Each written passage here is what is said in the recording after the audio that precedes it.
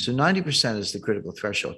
The US is at 131%, highest in history, which means we are well past the point where you can borrow your way to growth or you can borrow your way out of a debt crisis. And we were heading for a debt crisis. So the way it works is raise interest rates, tighten money, reduce the balance sheet, et cetera, get unemployment up. It doesn't sound like a desirable goal, but that's what it takes. And that's what happened in 1982. Get unemployment high enough so people are buying hamburger instead of steak. They're buying, whatever's the least expensive thing on the shelf, day-old bread instead of new bread, or they're not buying gasoline because they're not going to work, et cetera. That will bring prices down, but at a very high cost, which we just talked about, which is high unemployment and lower productivity. Meanwhile, the U.S. debt keeps going up. We haven't really talked about the debt. That part of it looks like 1981. But if you throw in a global financial crisis, then it starts to look more like 2008. Yeah, well, that's like a glacier. Glaciers are extremely powerful, but they move extremely slowly. There's some exceptions, but they kind of like, an inch a year, a couple inches a year, but they move mountains. I mean, they create rivers, they create canyons, they move mountains. They're extremely powerful, but slow. That's a good metaphor for the impact of debt. And when I talk about debt, in particular with the United States, but you can apply this to any country, I focus on the debt to GDP ratio, because you can't really talk about debt in isolation without thinking about the capacity to pay the debt. And a simple example, if you have a $50,000 balance on your credit card and you're making $30,000 a year and trying to pay rent in New York, et cetera, good luck. You're probably going to go bankrupt or at least default on that card. But if you owe $50,000 on your credit card, but you're making $5 million a year, it's, you just write a check. It's no big deal. My point is, you can't look at a $50,000 debt and decide if it's a problem or not unless you compare it to the income. And if it's too low, it's a problem. And if the income's high, not a problem. So that's why you use the debt to GDP ratio. The US just hit $31 trillion in national debt. That is national debt, almost all of it in the form of US Treasury securities, not all of it. There are other obligations, but mostly US Treasury securities. Well, is that a problem or not? Well, one way to answer the question is compare it to GDP, do the ratio. The answer is that ratio is now a little over 130%. What was it in 1980 when Ronald Reagan was elected? The answer is 30%. 30% is completely comfortable. That's like the person with the $50,000 debt who's making millions. No big deal. 30% is comfortable. 50%, yeah, getting up there. Angela Merkel and all her years in Germany, and there's a lot of research to back this up, says that 60% was the limit. And that's what the Maastricht Treaty that created the European Union and the European Central Bank, that was their goal. They said, don't go over 60%. If you do, you're expected to take measures, raise taxes or reduce debt or reduce spending, do something to get that back down under 60%. If you say, what's the critical threshold where, water turns to steam, or, water turns to ice, or something changes in such a way that it's not the same. It's radically different, but it happens very quickly. The best research says the answer is 90%. And this comes out of, Ken Rogoff at Harvard, also Carmen Reinhart, who's now the chief economist at the World Bank. But they've looked at hundreds of cases over hundreds of years. And I like that because it's not just, kind of cherry picking data.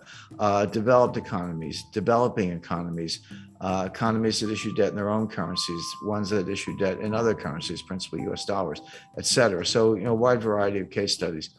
And they show that when your debt to GDP ratio goes over 90%, your multiplier of additional debt goes below 1. So just to put that in context, at 30%, if I borrow $1 and spend $1, I might get $1.30 of growth. Assuming you spend it wisely, that's a big condition. But you borrow $1 and spend $1 and get $1.30 of growth. Okay, the debt was productive if you put it to good use. But that $1.30 gets smaller and smaller. As you get closer to 90%, it goes to $1.20, $1.10, $1.05. Past 90%, roughly, You borrow a dollar and you spend a dollar and you only get 95 cents of growth. You don't get your dollar back in terms of GDP. And then 90% and 85%, et cetera. So 90% is the critical threshold. The US is at 131%, highest in history, which means we are well past the point where you can borrow your way to growth or you can borrow your way out of a debt crisis. And we were heading for a debt crisis. Now, Stephanie Kelton, she's the big brain of modern monetary theory. She's a professor at State University of New York. She says it doesn't matter. That they always point to Japan. Japan is at 280%, way past any member of the peer group. China's probably higher. China's a little more opaque because they are, but also they don't have as much national debt. If you look at the national debt to GDP, it's modest, but they have an enormous amount of provincial debt, and the banking system is owned by the government or controlled by the government. So when you throw in the bank debt, the state-owned enterprises, the provincial debt, and the government, so that's the real national debt. Stephanie Kelton says it doesn't matter because you're borrowing in your own currency. So if you're Argentine and you borrow in dollars and you print pesos, how are you going to pay the dollars back unless you have huge trade surpluses, which they don't? So they just default. Argentina is a serial defaulter, and everyone expects that. If you borrow in dollars and you print dollars, which the United States does, they're like, "What's the problem? Just print the dollars and pay the money back." Well, that's true. If you print dollars, there's no reason to default on dollar debt because you actually can print the money and buy the bonds. But it doesn't mean nothing else bad happens. What about inflation or hyperinflation? What about the foreign exchange rate? The exchange rate can collapse. And these modern monetary theorists show very little understanding of the international aspects. They treat the US like a closed economy, which it's not. I mean, if it were a closed economy and we didn't have to worry about trade deficits, trade surpluses, capital flows, exchange rates, foreign credit, China owning $1 trillion of U.S. Treasury securities, which they do. If you didn't have to worry about any of that, I think they'd probably still be wrong, but they'd have a better case. But you do. And they don't, they're just not very knowledgeable about any of those things. But you can think of exchange rates as a conveyor belt. Exchange rates are one way the problems go from one country to another, or good things can go from one country to another, depending on whether your exchange rate is going up or down, the impact on terms of trade, et cetera. But they completely ignore all that. They also ignore the role of commercial banks. They just look at the Treasury and the Fed and look at money supply, but like kind of M0, but don't understand how commercial banks create M1 and they do their own thing. They're not on as short a leash as they seem to think. But if you read Stephanie Kelton's book, The Deficit Myth, she says, well, we don't really need a bond market, U.S. bond market. We only have a bond market as a favor to investors because it gives them a place to put their money. But why have, he said, you have government spending. So the Treasury borrows money by issuing bonds, and then the Fed monetizes the bonds by buying the bonds. And that gives the Treasury the money to pay the bills, et cetera. She says, do away with all that. Just give the Fed, wire instructions for Lockheed. And if you need 5 F-35 fighter jets, order them and just send the money right to Lockheed. Why do you need a bond market? I mean, she actually says that. So, okay, legally, that might be possible, but to suggest that you can do that without consequences is nonsense.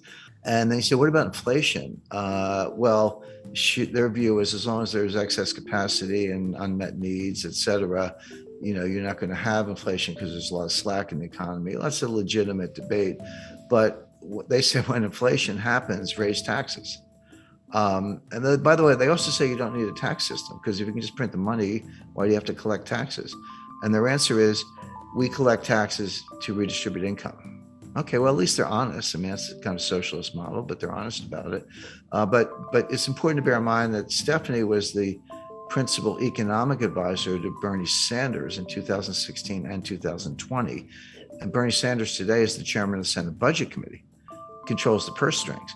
So coming out of Congress, and Biden's kind of a cipher. He's barely aware of his own existence. So Sanders is in a powerful position, and she's she's the Bernie whisperer, so to speak, who's behind all this. So if you ask the typical member of Congress, can you define modern monetary theory? They'll look at you funny. They've either never heard of it or they certainly don't know what it means, MMT, But they're acting in accordance with modern monetary theory. Whether they know it or not doesn't matter.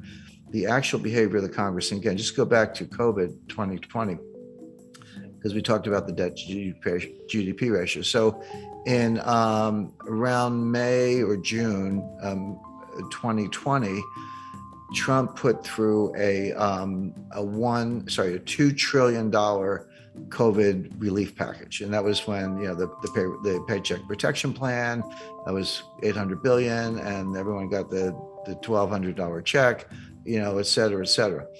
And then at the end of December, at the very end of the Trump administration, they did another $1 trillion, almost.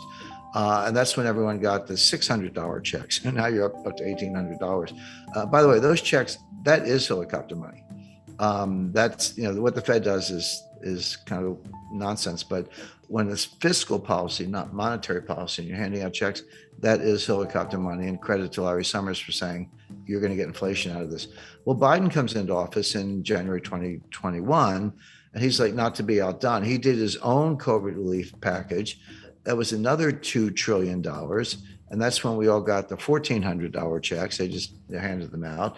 And then later that year, or they did the $1 trillion infrastructure package. And then just to top it off, what did we get recently was the just under $1 trillion Green New Deal. I call it the Green New Scam. Well, and the baseline budget deficit, before everything I just described, the baseline budget deficit was about $1 trillion a year. So take $1 trillion for 2020, 2021, and 2022. Add on, $2 trillion for Trump's first package, $1 trillion for his second one, $2 trillion for Biden's first package, $1 trillion for the Green New Scam, and I think $1 trillion for infrastructure. That's $7 trillion on top of the $2 trillion baseline budget deficit. So that's $9 trillion piled on top of what was at the time about a $21 trillion national debt. So that's how we got to 30 trillion. That's how the ratio went from 106 to 131. These numbers are mind-boggling, and MMT says it doesn't matter. But it does matter, and it shows up the way I described earlier, which is it slows growth. You don't get growth. So best case for the U.S. is very slow, weak growth, which we saw from 2009 to 2019. Worst case is you throw a recession on top of that, which we're heading for, and the U.S. will be in fiscal distress.